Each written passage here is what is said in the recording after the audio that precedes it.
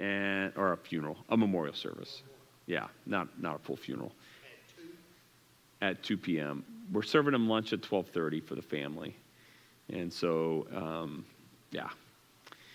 and that's today at 12:30 lunch, and then 2 o'clock service of some sort. I've got to work through exactly what we're going to do, but I think we'll be okay.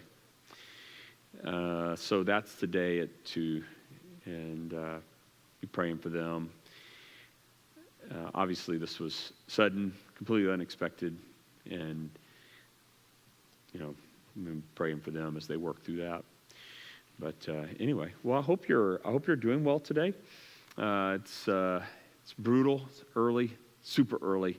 I don't like it, but like I said in the sermon, I got text messages from Austin this morning with pictures from the National Cathedral telling me he's going to an Anglican service or whatever. And he sent me some pics, that's a really beautiful building. If you've ever been to the National Cathedral, it is really pretty. I've never seen a service there, but, I saw one on TV. You remember after 9/11, Billy Graham's preached there. And so I've seen a service on TV there. I've been in the building a couple of times, but I've never been there for a service. But Austin's group, he's there for a debut class. And they've already done several really cool things. They got to talk to a senator from Oklahoma for a little bit. And they saw Bernie Sanders and Ted Cruz, too, at the same time, kind of walking through. So that was kind of cool. And then he's texted me from various places they've been, and he's enjoying it. He went to D.C. when he was a kid, maybe 10 years old, and he just doesn't remember a lot of it. And so I was glad he got to go back. He's getting a chance to kind of see it again. I love D.C. I think it's a great place to visit. But Kim and I have made several trips there. I made the allusion to it last week. We've gone to the changing of the guard, Tomb of the Unknown on Memorial Day, which is a really big deal there. All the military bands play, and they march up and everything. It's really impressive and very somber. The president or vice president, whomever, usually it's the president, will come and lay a wreath at the tomb. And then there's an amphitheater right behind it, and they'll go in there and speak. I don't care about the speech. I just like the ceremony. I don't really care about the speech. You can watch that on CNN or whatever. I'm more interested in the ceremony, not the political grandstanding that takes place every time a president speaks at this thing, but just the ceremony of the Tomb of the Unknown, the meaning, significance of it. So I love that kind of thing. I like going when it's not the Memorial Day too. You watch the changing of the guard. If you've never seen that, it's worth going to see. It's the most disciplined soldier action you will ever see. I mean, it is. They do not mess around either. If they catch you kind of talking or whatever, the soldier will stop and bark at the crowd, basically, very formally. And there's some, you can go to, I've never seen it in person, but you go to YouTube and see a couple times that the soldier walking has stopped and asked for decorum in light of those who have fallen. I mean, it's pretty intriguing. But if you ever get a chance to go to the National Cemetery in Arlington, not Arlington, Texas, Arlington, Virginia, and you can walk from the Lincoln Memorial across the bridge into the cemetery. It's a lot of walking, so if you're going to do it, just be heads up, because we did it like the day at Memorial Day. You can't get parking in the National Cemetery. The parking is really full. So what Kim and I did was took the subway near Lincoln Memorial and went to the Lincoln Memorial, then walked across the bridge into Arlington. But there was no parking on Memorial Day. It's so full. When you first get in the National Cemetery, too, there's the Eternal Flame, which is poorly named because it's gone out several times. But anyway, unfortunate. Bad rainstorms have put it out a few times, so they have to go back out there and relight it. So the almost eternal flame. It's also not eternal because it didn't start burning until 1963. So clearly it's not the eternal flame. The best it could ever be is the everlasting flame. And like I said, it's been put out by God a few times. God's rained on it enough to put it out. But anyway, that's cool. That's JFK's graveside. But there's a lot of very famous gravesides in the National Cemetery. And it's a somber place. It's also, for as somber as it is, one of the most beautiful things. Like, they line stuff up. It looks like someone spent hundreds of hours on every single one of them, because it's like you can look down the rows like this, and they're just perfectly lined up. It bears the kind of respect you would want for the National Cemetery. So anyway, if you ever get a chance to go, so yeah. But anyway, so Austin's off touring D.C. and he was at the he asked me which Smithsonian's I'd go to. I said, well, I'd go to Air and Space, and I'd go to the National Gallery of Art. Those are the two I'd go to. And so he goes to Air and Space, and he sends me a picture. It's a simulator for the Wright brothers, and it says, on the computer screen, it says, error, ran out of memory. And he sent me a pic. He goes, I don't think the Wright brothers were very good at computer programming. Like, apparently not. So anyway, but he seems like he's having a pretty good time, and it's, yes, sir.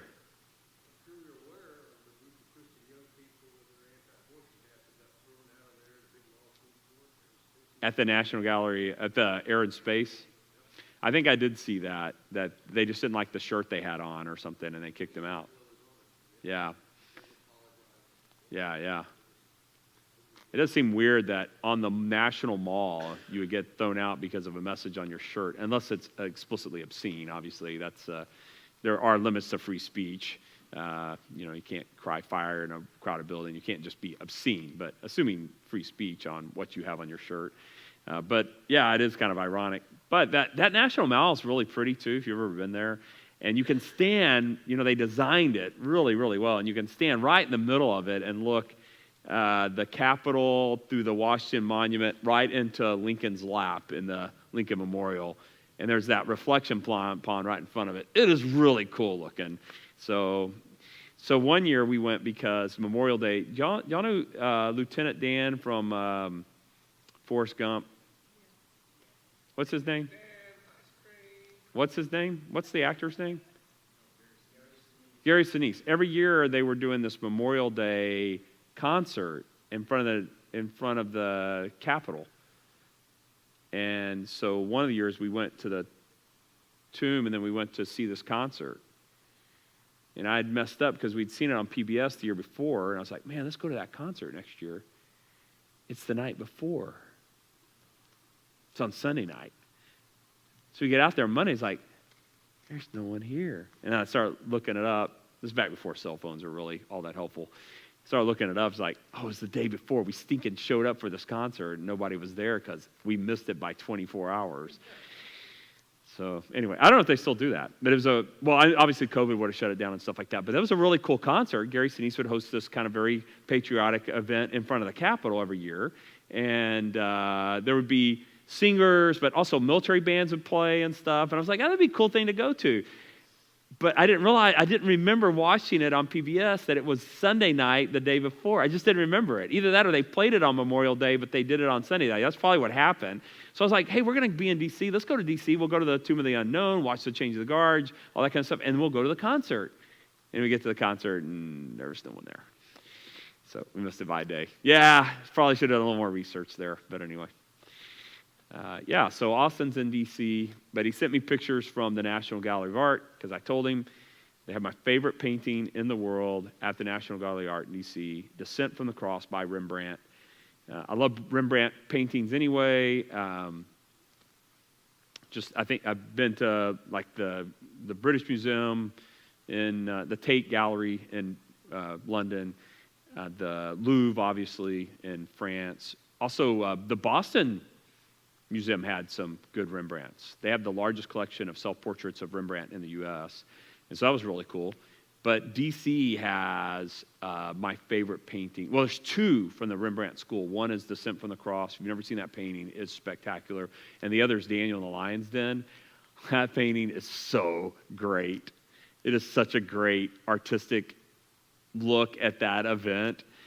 I highly recommend. You can look at them all online, but those two paintings in particular are two of my favorites. And Austin sent me pictures from both because he knew I loved those. So, So anyway, he's off in D.C. and so he's so close to graduating. So close. May 12th.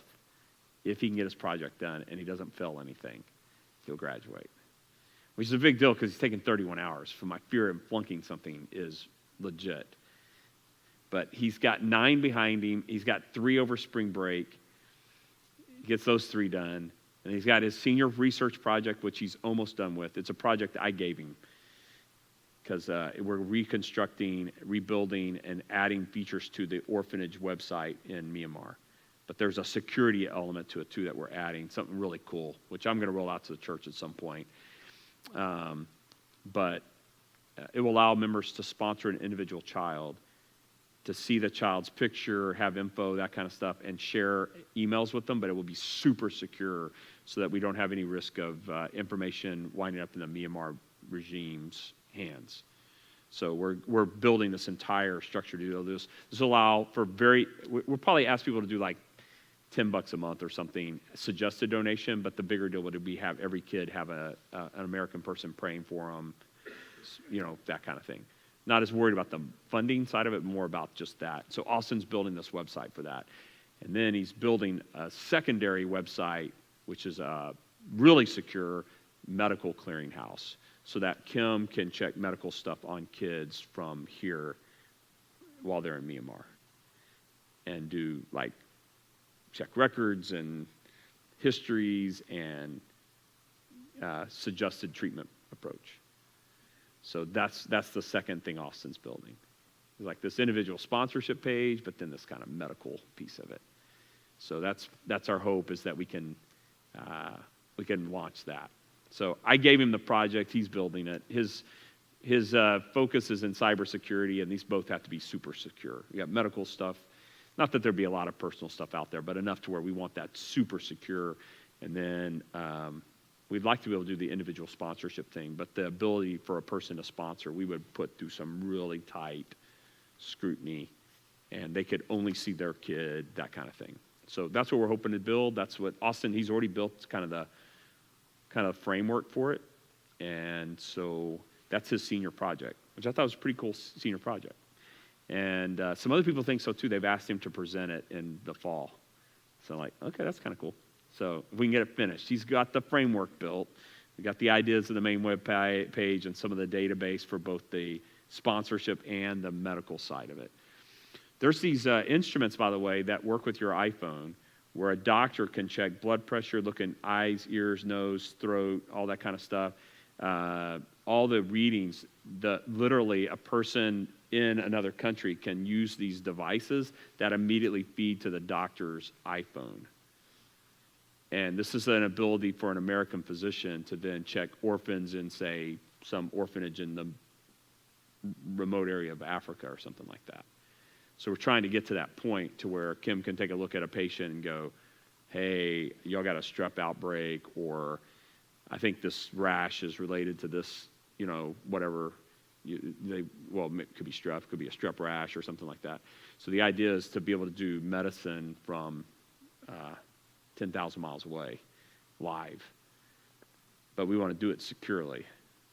So that's what we're working on, is a secure website. That way the kids in the children's home there have access to what I would consider very good medical care, and without drawing a lot of attention to it, kind of thing.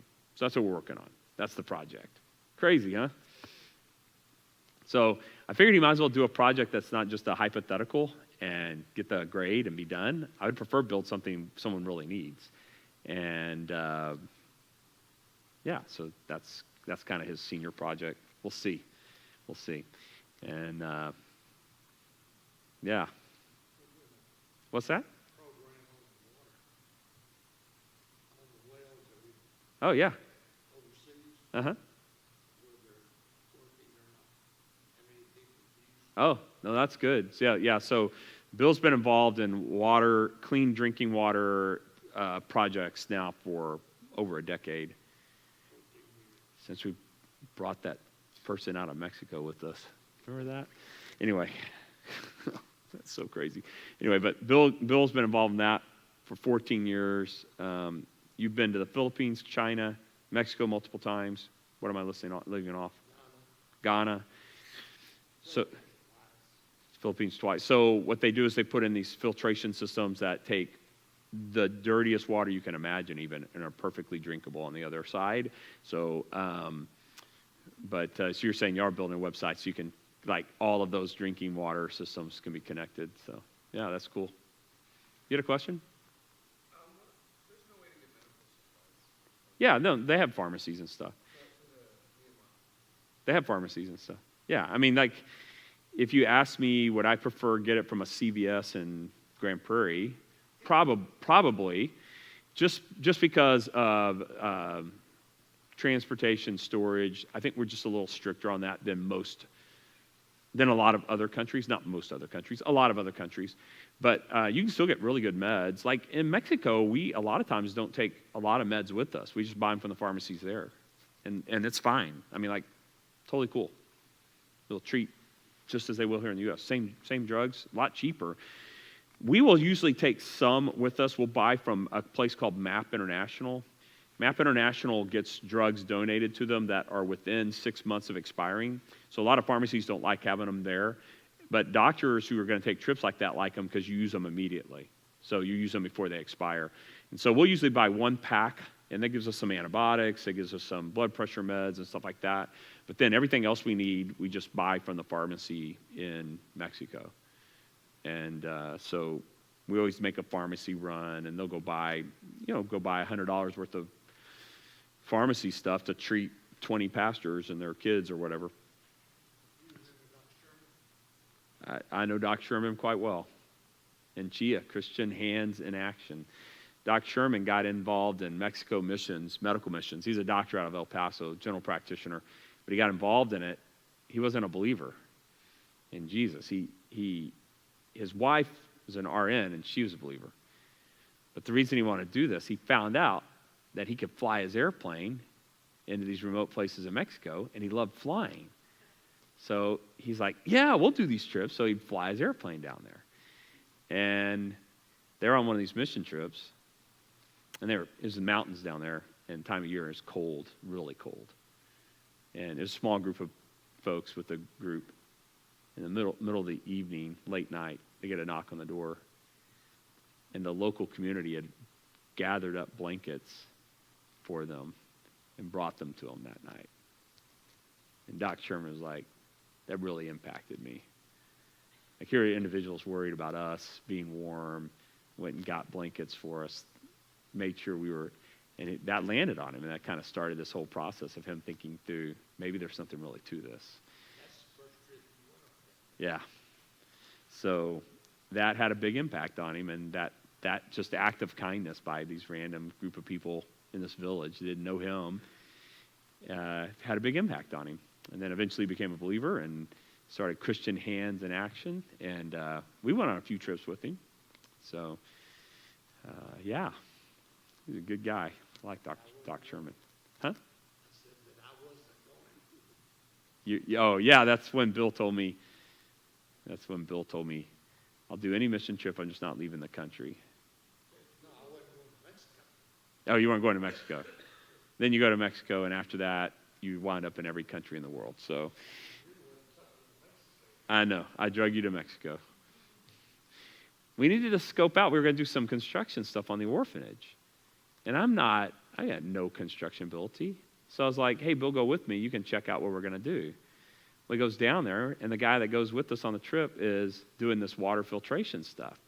And next thing I know, Bill's in China, the Philippines, like, yeah. So that trip led to all these open doors to China right after that massive earthquake they had, and a couple of trips to the Philippines. So it's just one of those things.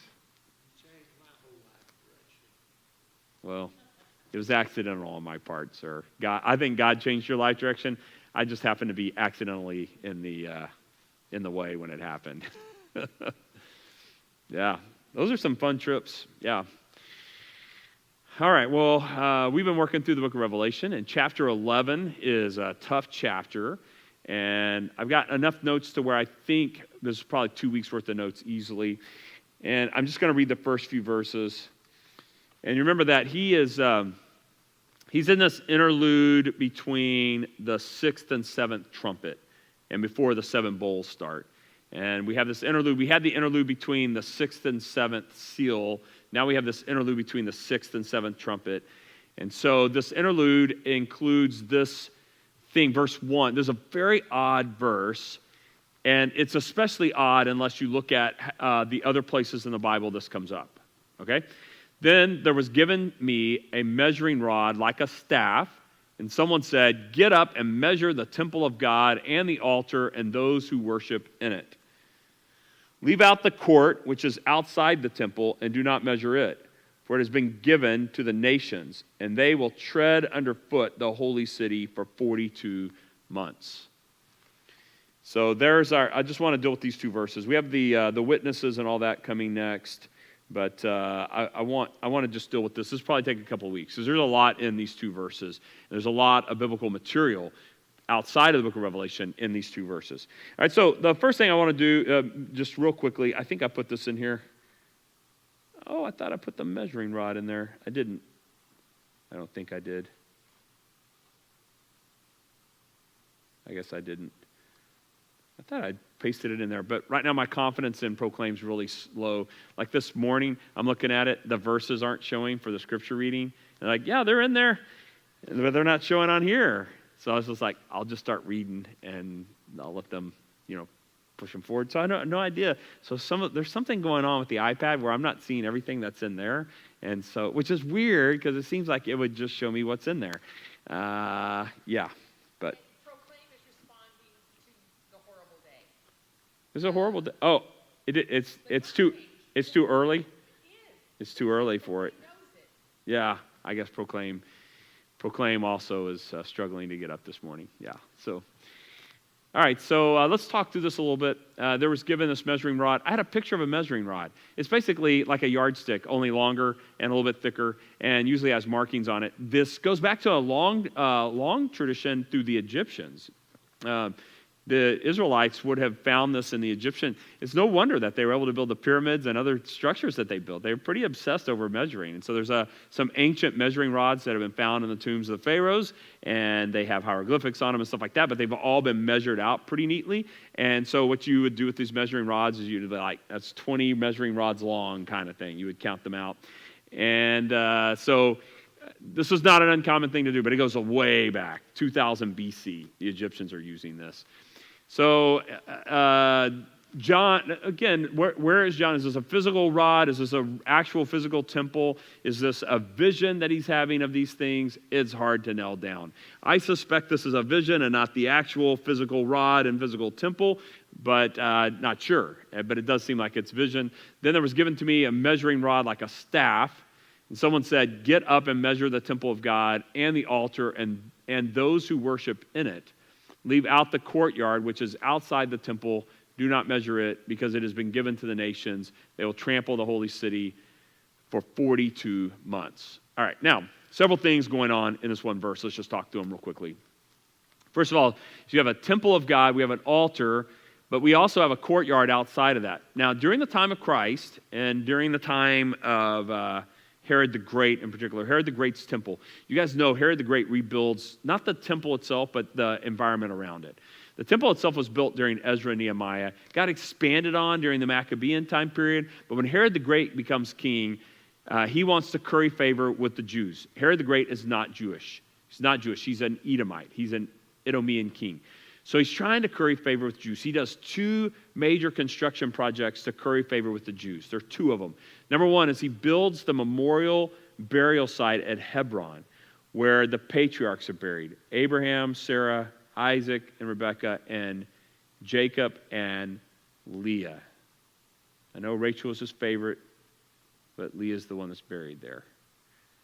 And so there are, and archaeologists have found 6 people buried there, 3 men, 3 women, dating from around 1800 BC. For real. It could be the actual people, like for real. So, could be coincidence. Could be someone got confused. It's 6 other people that were buried in that exact spot that's from that same time period. And it's not the 6, but it sure looks like authentic. So Herod the Great built this massive structure at Hebron. It is still quite the tourist attraction today. It's still standing. It's impressive. So he built that. And then the second thing he did was to build the Solomon's court around the temple during the time of Christ. It's called Solomon's porch. It's called Solomon's porch. Ironically, Solomon had nothing to do with it. Solomon never had a porch. So, yeah, he might have had a porch on his house, but on the temple, he didn't have a porch. Probably did have a porch on his house. He spent 14 years building his house. He spent 7 years building the temple, 14 years building his house. He probably had a porch with a rocking chair and a swing. I'm just saying, you spend 14 years, you probably invested pretty heavily. But anyway, so yes.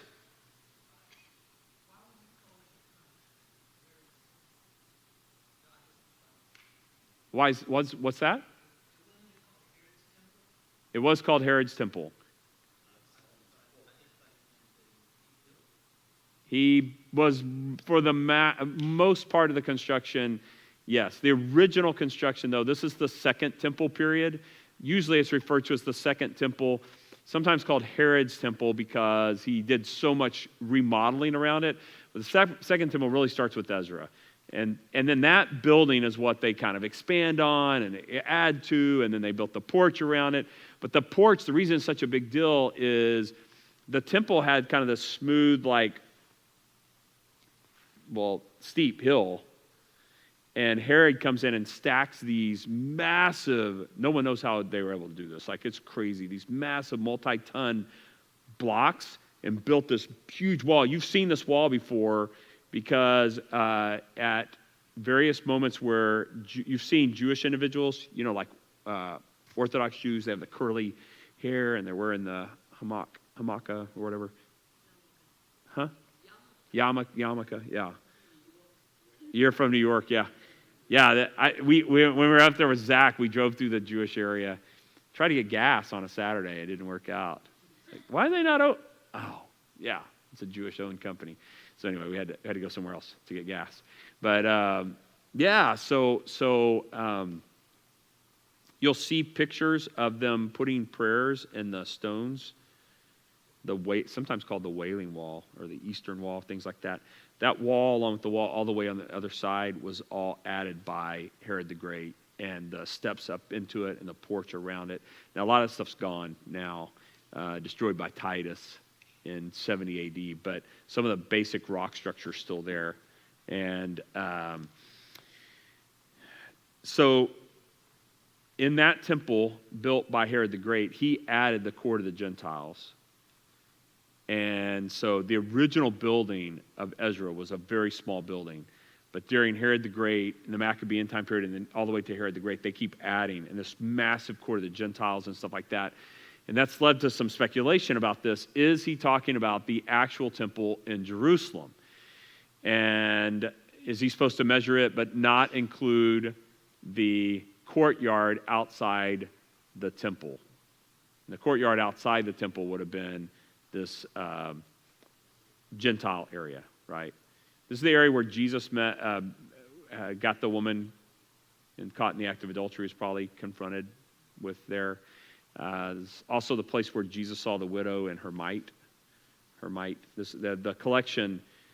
The collection, like a good church, they left the collection so everyone could give. Jew, Gentile, everyone can give. Yeah. So if you put it in the court of the women, then Gentiles wouldn't be able to give. And if you put it in the court of Jewish men, then no Gentiles or women would be able to give. So they put the giving outside of all that, the court of the Gentiles. That's a good question. Yes, I think you probably could give. I don't know. It depends on how heavy the coins were. But yeah, you probably could give on the Sabbath. That's a good question. I don't know. I don't know the tradition of giving on the Sabbath or not. I'm assuming they did because some people came to the temple on the Sabbath as an act of worship, just like they went to the synagogues on Sabbath day too. So I assume you gave on the Sabbath. I don't know. I need to check that. The laws on Sabbath observance are really long. So if I haven't come across it yet, it's because it's a lot of rules. So there's like 10,000 of them. And so I'm not sure how that works. All right.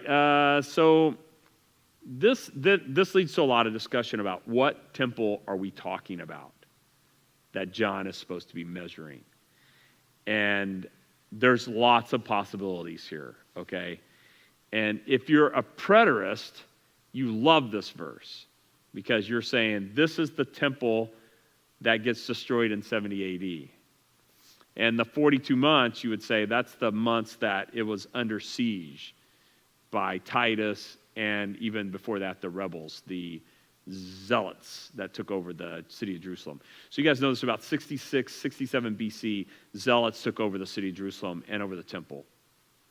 And they threw out everyone else, and they have control of the city. And then Titus, the Roman general, comes, and he surrounds the city of Jerusalem. And for I want to say about a year, there's this massive siege. He hires out mercenaries to help him in the battle. The Jews are unbelievably relentless. They're using guerrilla warfare. They keep dressing up like Roman soldiers, sneaking into their camp, and then killing a bunch of Romans, burning their stuff at night, stealing their food. They were relentless, and they would not give up the city until the very end. It winds up getting captured. I've made reference to this before. There's a YouTube video on the fall of Jerusalem in 70 AD.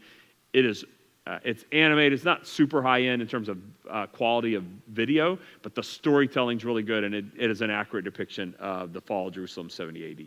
Recommend it. It's about 40 minutes long, and you can learn a lot about that whole time period. And the problem with using that for this is that Gentiles do not trample the holy city for 42 months. That doesn't work. It just doesn't work historically. Titus isn't there for 42 months. And they're not inside the city. They don't penetrate the walls of the city for a while. They siege it for a while. So that would be a little bit odd. But preterists love this. They're like, it's clear that's what this is talking about. I don't think it's so clear, because 42 months is not how long Titus was there. So there's that. But let me give you the quote from Osborne. The preterist view sees this as a depiction of the destruction of Jerusalem and preservation of the church in John's day. Thus, the temple is Herod's temple. The outer court is the actual court of the Gentiles. Others believe this is the opposition between the synagogue and the church, or the 144,000. The inner court is the protected church, and the outer court is the judgment of unbelieving Israel. Either way, preterist view is that the temple being measured here is the one during the time of Christ. Now, I think the book of Revelation is written 90 plus AD. That would make this very odd, in which case he's measuring a temple that has been burned to the ground. By the way, Titus didn't burn it to the ground. Titus is not the one who burnt the temple to the ground. It burned to the ground accidentally. I've told you this before. You go watch that video, you'll find out. There is a Jewish soldier with a flaming arrow, and he's about to fire it, and someone bumps him, and the arrow goes, and he shoots it into the temple. He burned his own temple to the ground. And when the temple burns to the ground, the remaining zealots basically give up and let the Romans kill them. So, because they're just so devastated by the temple. Oh, all right. Yes?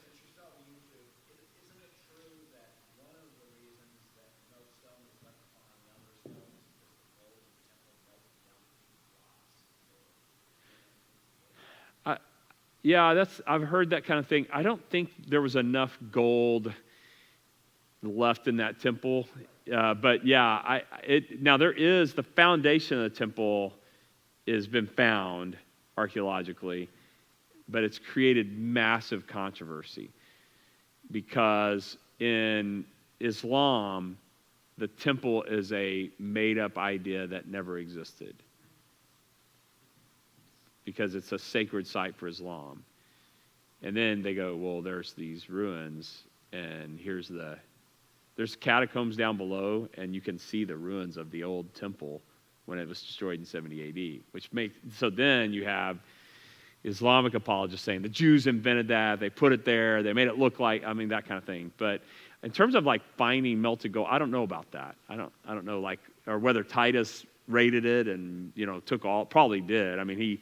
He was really ticked off about the whole thing. So, yeah. So to get to 7 years of tribulation, by the way, from the Titus event, what a person would have to do is the first 42 months would have to include the entire zealots' reign to the destruction by Titus in 70 AD. But to get to the full 7 years, there's a small group of zealots that retreat to Masada, and you would have to include that 42-month it's not a full 42 months, but that siege as well of Masada. Y'all familiar with Masada? It was built by Herod the Great. It was his escape hatch in case the Romans got mad at him. And there's no access to it. You can't get to it. So what the Romans did was, because they couldn't get up the mountain to it, they take rocks. It's still there today. It's crazy. And they get Jewish slaves and they stack these rocks up until they build a ramp and they can walk right into Masada. This took months. But they basically took Jewish slaves and took them out there and they just kept taking rocks and putting them on. And they built this massive ramp.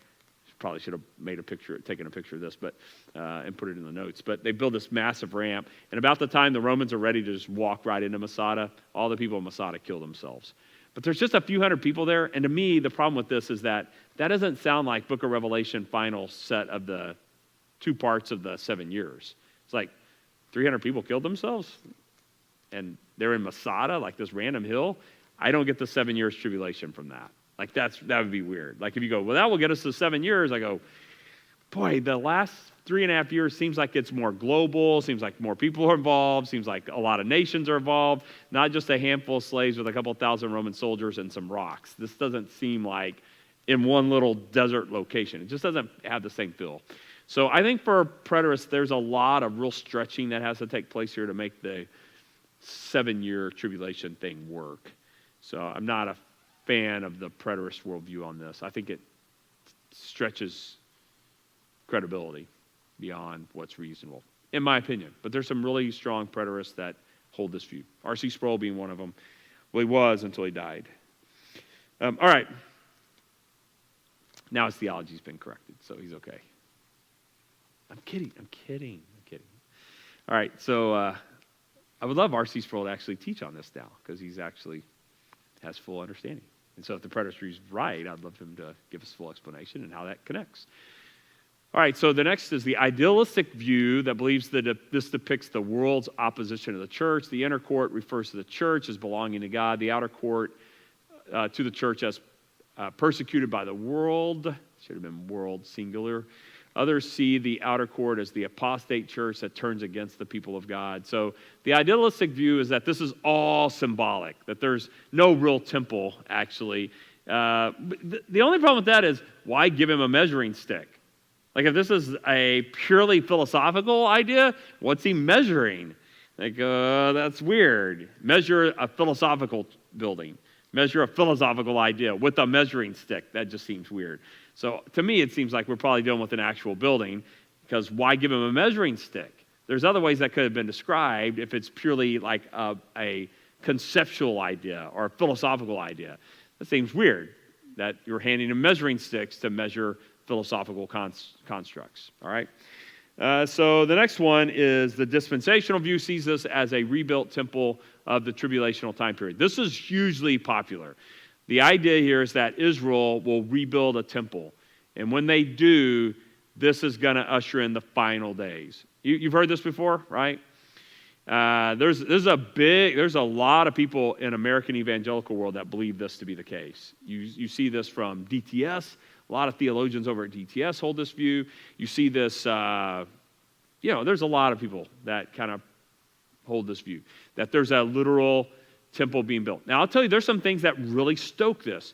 Are you familiar with the Council of Jamnia? It sounds like a bad scene out of a Star Wars movie, the Jedi Council at Jamnia, on the planet Jamnia. No, Jamnia is an actual city, and it's on the Mediterranean Sea, north. It's right on the border between Syria and kind of modern-day Turkey, on the Mediterranean Sea. Well, in 135 AD, so this is about, whatever that is, 65, 70 years after the destruction of Jerusalem. Israel, now being destroyed there, they had a gathering of religious people at Jamnia in 135 AD. And at this council, it's the final meeting of the Sanhedrin. Sanhedrin got together, and that's where they met. And when they got there, you know what they did? They codified, here's the 39 books of the Old Testament. So that they were the final authority, like, this is the Old Testament. We're voting on this. Now, everybody was already using it that way, but it's the final council to tell the dispersed Jews all over the world, here are the official books of the Old Testament. So there's the Council of Jamnia. About 10 years ago, 70 rabbis gathered at Jamnia and reconvened the council of the Sanhedrin. And that had some people going, ooh, because we need a Sanhedrin in order to have a temple. So this kind of generated some interest. And then there's some Orthodox Jewish move to build a temple on the sacred site. Now, I will tell you, if they put one shovel in the ground for this, you are talking about World War III type material, because there are 2 sacred temples on that site already that are not Jewish. They're both Muslim, including the Dome of the Rock, the 3rd most sacred site in all of Islam. So because of that, now, the place where the temple originally stood is actually vacant.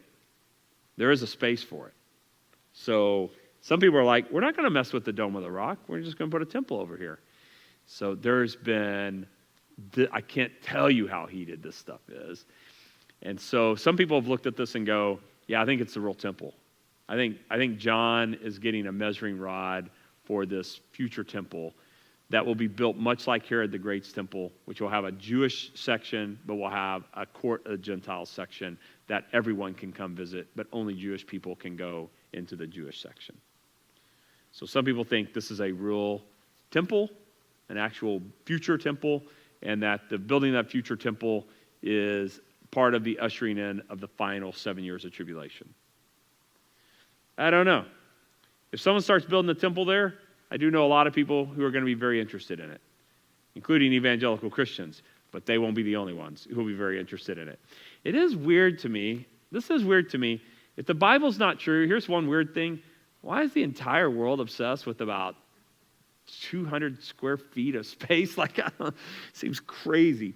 But a space about the size of this building, 200, I'm being a little bit facetious, but, like 20,000, 30,000 square feet of space, which is what the Jewish part of that temple would be. It's a tiny little building, but the whole world is fixated on this little plot of land, and I'm intrigued by that. It could be just self-fulfilling prophecy. You could argue, well, they've all read the same book, and everyone's fixated on it, but it does seem weird because some of the people fixated on it do not believe the New Testament is the Bible. So a lot of people that are fixated don't have the New Testament filter through which they're seeing this. They don't have statements from like the book of Revelation. So it intrigues me. Is it really 1042? Daylight savings time, and then the day starts moving faster. Like something's up with that. All right. I'm probably just too sleepy to know the passage of time. So, as you guys know, I disdain this day. Why not change it on Friday night? I'm still back with this. Why are you torturing the church?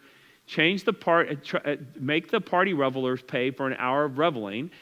No one's going to be hurt by that. It's all good. Friday night, not Saturday night, people. Friday night. Make the Little League baseball players and the revelers the night before pay for it, not the church. That's my opinion, but, poor soccer moms are like, no, Saturday night. I'm not getting that kid up for a 9 a.m. game when it's really 8 a.m. That's probably what happened. Soccer moms won out over pastors because they're way scarier to politicians. So, all right. What's that? More stores are open Saturday. Well, that may be, yeah. All right, so the last one is a modified futuristic view, holds that this teaches a spiritual preservation of either the church or a remnant of believing Jews in the final period of tribulation. In a similar way, some believe the inner court is the transformed wilderness in which the remnant finds protection. Look, I don't know. I'm just going to tell you right up front. It sounds like a real building to me. Whether it's the one from Herod or it's the one in the future, it seems like a real building. If it's a philosophical thing, why are you giving someone a measuring rod? That's weird. To me, it feels like a real building. So I don't like these philosophical answers. Osborne is a position number 4 on this. I think, position 3, but I want to see how this plays out. So I don't know, but I'm just telling you, it seems like a real building. You don't hand measuring rod to a 3rd grader and go, hey, we're going to practice our math and measuring. We're going to measure a philosophical thing, though. No, you hand them a measuring tool because they're going to actually use it to measure something. So it'd be weird. Like, you don't go to philosophy class and hand a measuring rod to people. You go to geometry and hand measuring rods to people, and they measure actual things. So I'm not inclined to think this is a philosophical construct, which is what Osborne leans towards. He's like, I think it's position 4. I won't give you all the words. He's like 3 paragraphs of explaining this. But I got to the end, I just went, I'm not buying it. This feels like a real measuring rod of a real building that John is actually measuring. Now, we don't get the measurements. We do in Ezekiel, but we don't get it in Revelation. So we're going to do next week, we're going to find out that measuring temples is not new to John. We've been doing this before. Ezekiel, Zechariah, both measure with measuring rods. He's not the first one to get the measuring rod out and start measuring the length of the building, width of the building, all that kind of stuff, okay? So he's not the first one to do that. Also, we're going to find out this trampling underfoot is not new to the book of Revelation either. Daniel has it, and the Gospel of Luke has it. So we're going to look at those aspects of it. So we're going to look at measuring buildings from the Old Testament and why John might be invoking that, or why God might be invoking that here with John. And then we're also going to look at trampled under feet by the Gentiles for 42 months. Like, what is going on with that? And we'll take a look at that.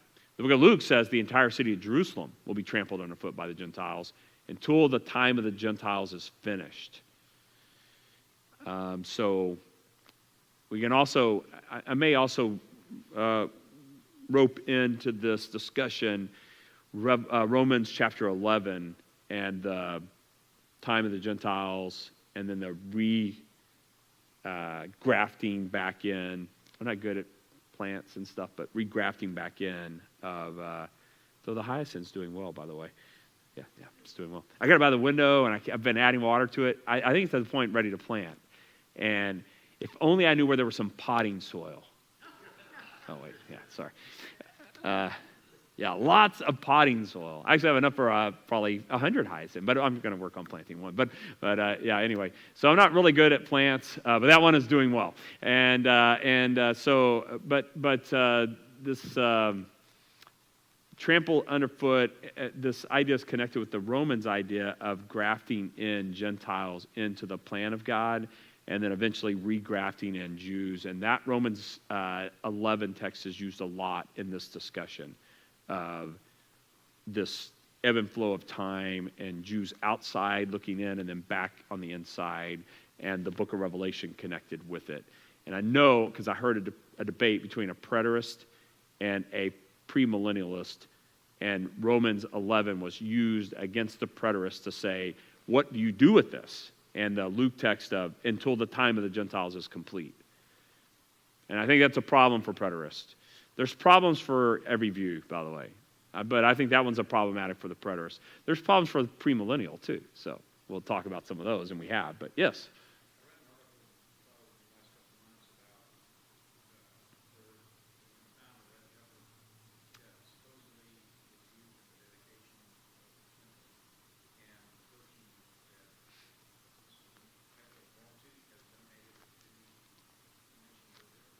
Yeah.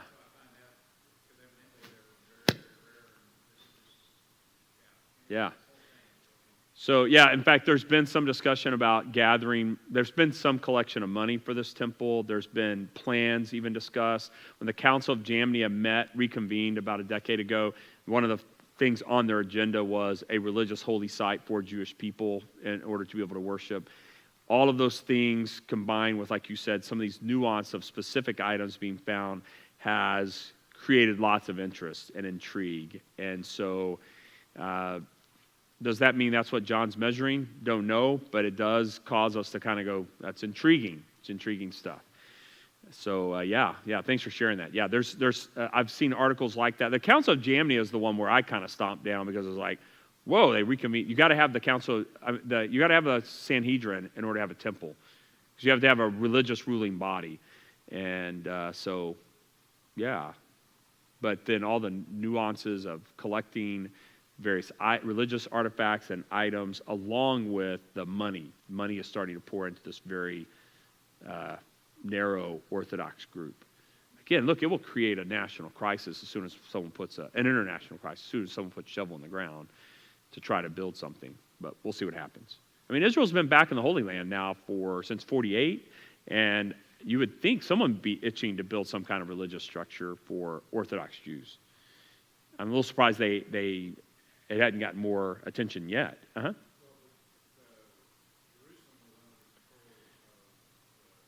Until, yeah, right. 67, yeah. Right. What was that, the 30 Days War? 40 Days War? What was it? The 30 Days War? The 7 Days War? Oh, my bad.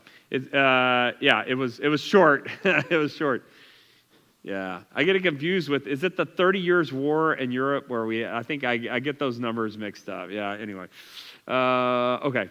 Yeah. All right, well, we're past time.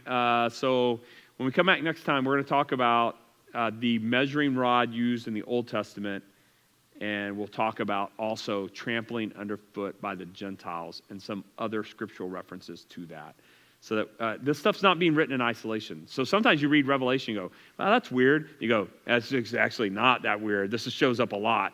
And so you're like, wow, that's weird. John's got a measuring stick out. Why is he doing that? It's like, well, because Ezekiel and Zechariah did too. What's this Gentiles trampling over? Yeah, well, Daniel has it, and so does the Gospel of Luke. So these things actually aren't that rare. And so we're going to look at some of those texts as well, so that we see that the Revelation 11 seems to be tied tightly with some Old Testament and even New Testament text. All right, let's pray. God, you're good and kind. Thank you for mercy. Be glorified in the life of your church. Give us understanding as we study the Scripture. Amen. All right, God bless you guys. Have a good day.